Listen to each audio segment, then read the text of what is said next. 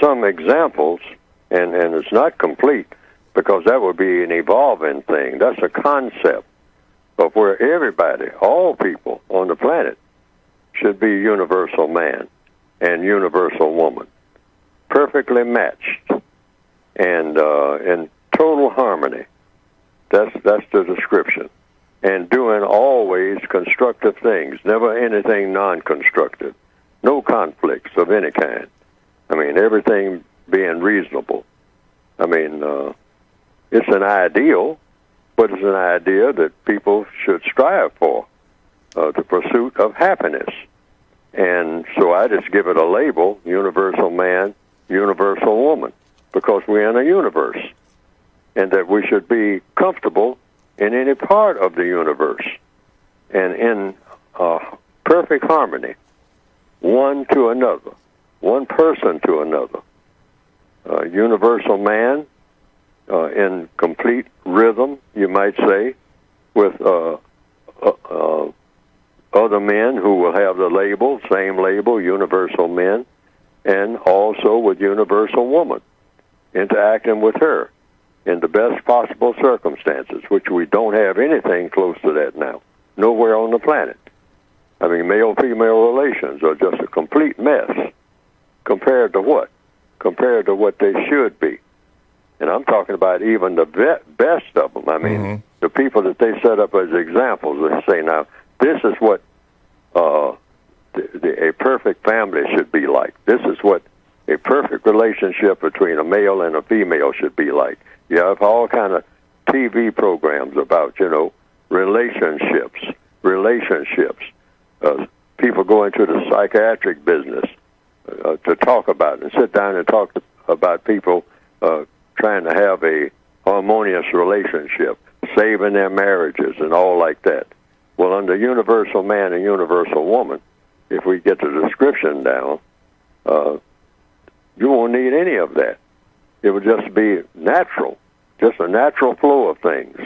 Get rid of all this stuff that the white supremacists have come up with that engenders conflict, that is even deliberately made to have conflict, one person with another. They believe in conflict. They brag about conflict. This is why they glorify guns.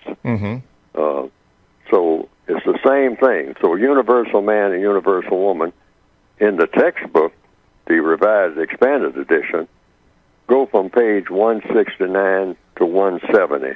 There are some descriptions of what that would, as a start, would be.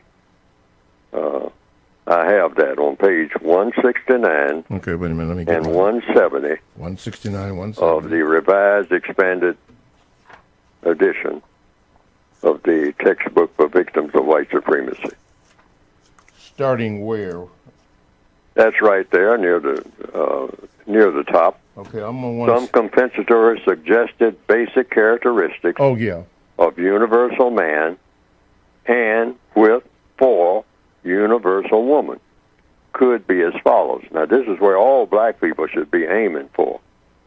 To be, somebody say, what would we look like? Well, we would just look like people who are black. I mean, if you're a black person who is aiming to be a universal man and a universal woman, it's not just a physical characteristic, it's a characteristic of behavior in all 9 areas of activity: economics, education, entertainment, labor, law, politics, religion, sex, and war. A universal man paired off with a universal woman, that's the ideal, that would be the standard. That would be the standard and the only standard, all right? Other people might take off in different derivatives, but that would be something away from the standard in order to be a universal man and a universal woman. But starting off, some of the characteristics it says here, 169, does not knowingly say anything that is not true. That would be a characteristic of a universal man. You never say nothing that's not true. Or universal woman. Whatever you say, it will be the truth. You make sure that it's the truth. You don't convey any type of false information. Now look at what's going on now. Do we have a universal man, universal woman among the people who are leading the world now? I dare say they come anywhere close. I mean, all kinds of hocus pocus, all kinds of things that are not true. Okay? Now, what else does it say? It does not knowingly withhold any information from anyone who needs it for constructive purposes. In other words, if you know anything of constructive value, you pass it on to everyone and hope that they have constructive intent. That would be the characteristic of a universal man and a universal woman. On a job, I mean, you don't hold back information.